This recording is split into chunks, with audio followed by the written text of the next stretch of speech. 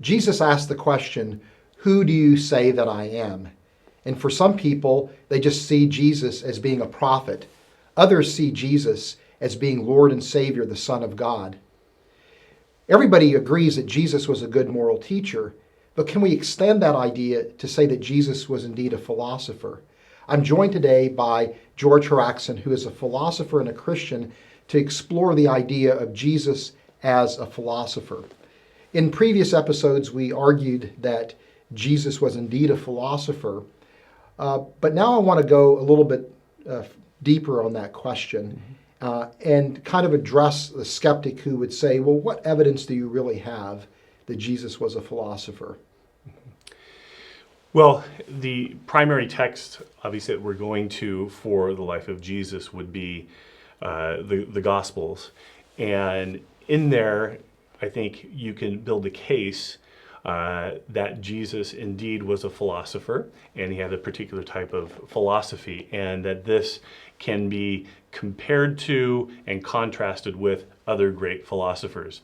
Of course, we know, let's say, Socrates, mainly through the writings of Plato, and there we discover some of what Socrates' views are, the questions he asked, but over time, Plato uses Socrates sort of as a mouthpiece for his own views. In the Gospels, we get Jesus' words and his posture, and from different perspectives from Matthew, Mark, Luke, and John, of course.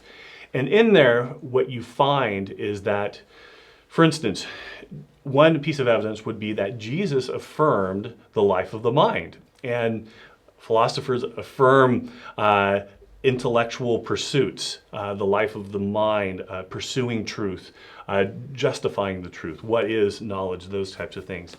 And Jesus affirmed not only the Jewish view that you're to love the Lord your God, but to do that with all of your heart, soul, strength, but he includes there to love God with our mind.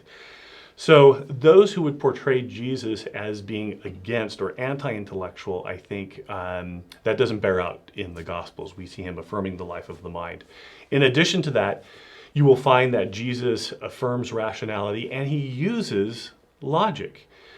He's actually a good arguer. He affirms the law of non-contradiction. So what are sometimes referred to as the three laws of thought, law of non-contradiction, excluded middle, and law of identity. And you see him using argument forms like a fortiori and other argument forms, reductio ad absurdum. And he will, especially like let's say with the Sadducees or with the Pharisees, he will engage them in argumentation. He also will speak in pithy sayings or aphorisms, some might say, that force the listener either to dismiss it or to ask questions and go deeper. And this is very much in line with what other philosophers would do. We go back to people like Heraclitus and Epictetus, and they would speak in this manner. Also, Jesus affirms philosophical inquiry and rational inquiry. People draw into him, they ask him questions, he engages with them. He thinks that truth is knowable. So he's not a pure skeptic on those things. He thinks God is knowable. Not that you can just believe in God, but you can know God.